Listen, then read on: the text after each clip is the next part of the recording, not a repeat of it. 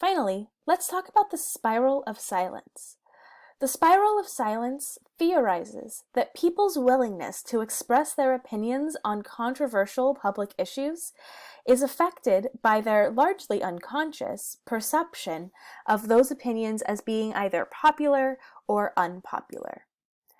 So, if the perception is that the opinion is unpopular, this tends to inhibit or discourage the expression of that opinion. Whereas if the opinion is perceived as being popular, this is actually going to have the opposite effect and encourage the expression of that opinion. So this theory is really interesting because it's all based on our perceptions of these theories. If we think that something is going to be an unpopular opinion, we might be scared to share it with others. Whereas if we know that everybody is going to agree with us, we are much more likely to feel safe to share that theory. Now, the issues that get spiraled into silence must be controversial issues that have a strong moral component. And all of this is largely unconscious. We don't even realize that we're doing it most of the time. We just say, oh, well, that's an unpopular opinion, so I'm just going to keep that to myself because I don't want anyone else to judge me for that opinion. So we don't even realize that we're doing it most of the time. Let's talk about some of the key elements of this theory. First and foremost is that people have a natural fear of social isolation. Again, an unconscious fear of social isolation. And we are constantly monitoring the behavior of others for signs of approval or disapproval. In addition, people also issue unconscious threats of isolation. Now, these aren't actual threats, right? They're not, oh, I'm going to isolate you. But instead, we criticize someone, we turn away from someone, we scowl at someone we disagree with, we might laugh at an opinion that we find outrageous, those sorts of things. Those are all threats of isolation. They're not necessarily meant in that way, but that's how they're perceived. In addition, in order to avoid isolation, the theory states that people tend to refrain from publicly stating their views on controversial matters. When they perceive that sharing their views would attract criticism, scorn, laughter, or other signs of disapproval, they keep those opinions to themselves because they don't want that criticism.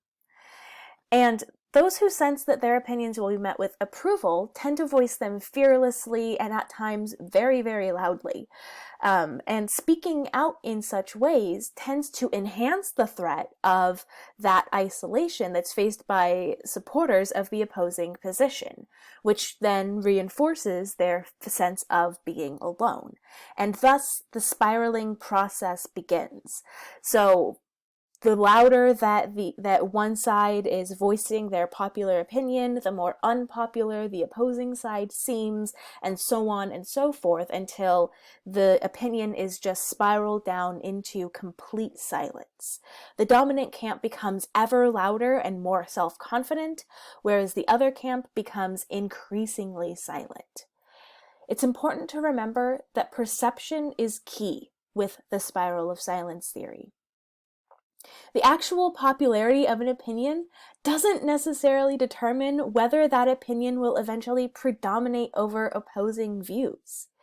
An opinion that can be dominant in public discourse, even if the majority of the population actually disagrees with it. So it can be the idea of like the most vocal minority, for example. And provided that most people believe that the view is unpopular and refrain from expressing it for fear of being isolated, the spiral of silence can take place. It's also important to remember that public opinion is limited by space and time. So a spiral of silence can only hold sway over a single society and only for a limited period of time. But it is a really powerful silencing effect. If someone feels like they are going to be outcast for voicing their opinion, they probably aren't going to voice that opinion. You see this all the time with people's social media posts. Someone will post an unpopular opinion and they'll just get shot down by everybody in their feed. Everybody else will pile onto the status and make fun of the person or try to convince them of the opposite viewpoint or whatever it is. And then the next time that that person goes to express the viewpoint, they think about it before they do it, or maybe they just don't do it at all. And so we can have a really powerful influence on the different opinions that are held by our society.